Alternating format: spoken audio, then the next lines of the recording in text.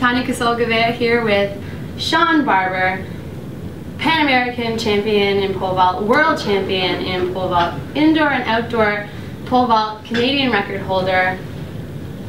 What a summer you have had, Mr. Shawn Barber. How are you feeling? Thanks, I feel great. Yeah? Glad to be here. Awesome, we're so glad to have you. First things, before we get into our questions that we crowdsourced from Facebook, we want to get some color commentary from you of your world's pole vault, the one that you won the gold medal with in Beijing. So we'll just cue this up. So just, talk us through setting up. I think at this point I was the last jumper in the competition. Well, not the competition, but in the round, and I knew that everybody else had already had a miss at this attempt. So right there, that's my panic face, trying not to freak out. There's your dad. Yeah, and of course my university coach there is going crazy as well, and I'm just doing my best to poker face, not celebrating. Just calm, cool, just collected. Trying my best. That's what everyone says about you. Inside I'm freaking out. It's just so calm and cool. Are you really freaking out? A bit. I mean, a bit. Like just high-fiving yourself on the inside? Well, just trying not to overdo it, and I knew, of course everybody else was still jumping. I was like, all right, don't make a fool of yourself yet, because you can still come back and get have everybody else come and beat you. So that was something that was going through my mind, and but yeah, definitely on the inside, I knew that was a really great jump for me, and it put me into a really good position going into the end. Well, we loved it, and we were so pumped to see you on that podium, and it was really cool actually, because our Perdita Felician had interviewed you after, and you were like the first to win a medal at the Worlds for Canada since she had done it in 2003. You're right. So that was kind of a cool really nice to meet her moment. Yeah, she's great, right? Shout out Perdita. So we have some questions for you. Okay.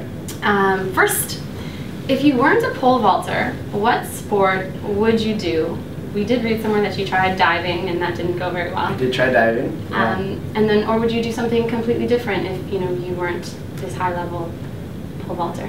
That's tough. I think that I've been playing soccer longer than I've been pole vaulting. So I would have to say I would be a soccer player at some level. Probably not very good. Probably a pretty bad soccer player. But I would at least be playing more soccer. Cool. Football. So, someone says, I know it's a tough barrier and you've attempted it a ton of times this year, but how close do you feel to jumping 6 meters?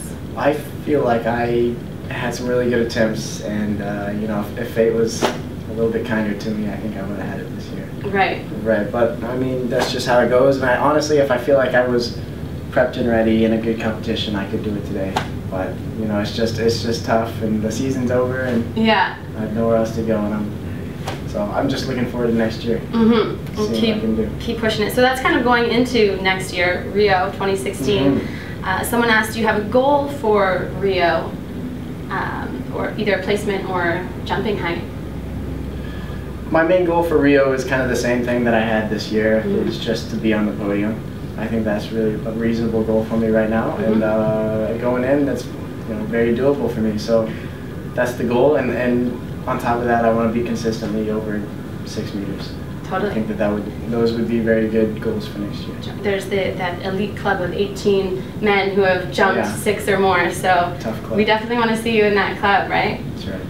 And George Barber, your dad, is here. He's your coach and your father, and we remember talking to him during Pan Am Games, and there's no real line, it's one and the same to him, he says, but someone wants you to share a story of how your dad has influenced you along the way. How my dad has influenced me? Well, you have those parents that really try to push you into sports. And I think that could be really damaging to athletes, and that's something that I can say about him, is that he's never really pushed me into it. And I've had times where I was like, all right, I'm tired of the sport. I don't want to do it. Whatever. You know how it goes. If you're an athlete, sometimes you just need a little bit of a break. And my mom sometimes would say, oh, he needs to get back in it, and keep driving hard.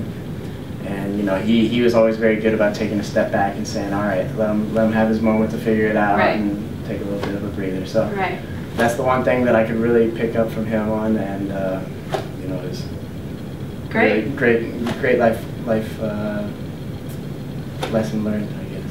He must be pretty pumped that you are doing pole vaulting and following in his footsteps.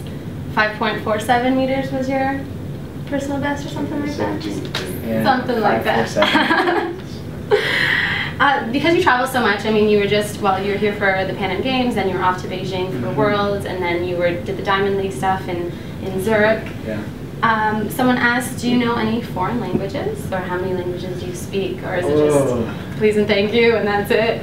I can find a restroom in a lot of different countries, but other than that, it's pretty limited.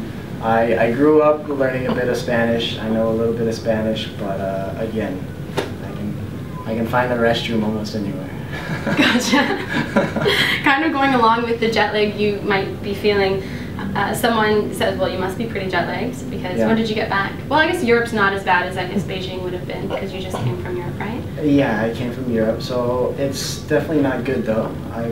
It takes some time to get back. I got back this morning. Okay. I guess welcome back. 2 o'clock in the morning. I got back, so it's been a pretty crazy couple hours for me, but I've had my fair share of coffee. I feel pretty good. Good. So as long as I can make it till like 9 o'clock to crash tonight, I'll be good. And you're doing what you love, right? So that's right. No complaints on my end. Yeah, great. Fine. Someone would like to know some what attributes does one need to be a successful pole vaulter? We always say fearlessness. That's a big one, I guess. I think fearlessness comes over time. I think that it's just pole vaulting in itself is just overall physical strengths. Okay, so you gotta be strong in all the different aspects of athletics, so speed and power and gymnastics ability and these things. And then of course you just have to be able to come down and say, I trust myself. I hope this works.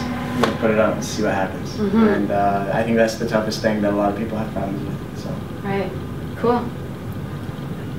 Someone asked, in just a year, you've won so many titles, that's so incredible. Can you describe how you feel about everything that is happening to you right now? And are there any downsides to your sport? Downsides to the sport itself? No. I think everything about the sport is brilliant and I really enjoy it. There are downsides to like other aspects of athletics in general, being a professional athlete and all these things. It does have drawbacks at times, just like a lot of late hours, early mornings and these things. Especially like traveling, you gotta learn how to deal with jet lag and these things. So. And packing. Well, at this point packing is just like shoving everything in the bag. There's no method to my packing. As long as you have your shoes. That's right. And my passport, I could leave everything else behind. Cool. So, but yeah, I mean there are downsides occasionally, but you learn to love them too. And it's just as fun. Great. And last question. Besides George Barber, what athletes did you look up to while growing up? It's funny because I always watched like the montage videos of pole vaulting growing up, so you saw everybody in those, and I thought those were the coolest things, and that's the one thing I rarely admit is watching those montage videos because it's so lame and cheesy, like the music video that goes along with it or whatever. I don't know. For me, it's really weird to say, but I really enjoyed those and being able to watch all the different athletes. So just within your sport, you just looked up to whoever kind of people who came before you. Absolutely, and there's been a lot of them. So. Well, awesome. Thank you so much for talking to us, Shawn.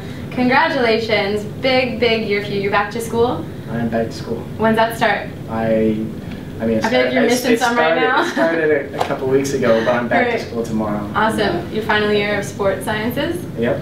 Cool. Well, good luck with that. Congratulations, and we'll see you again. Thanks so much. Road to Rio 2016. Let's do this.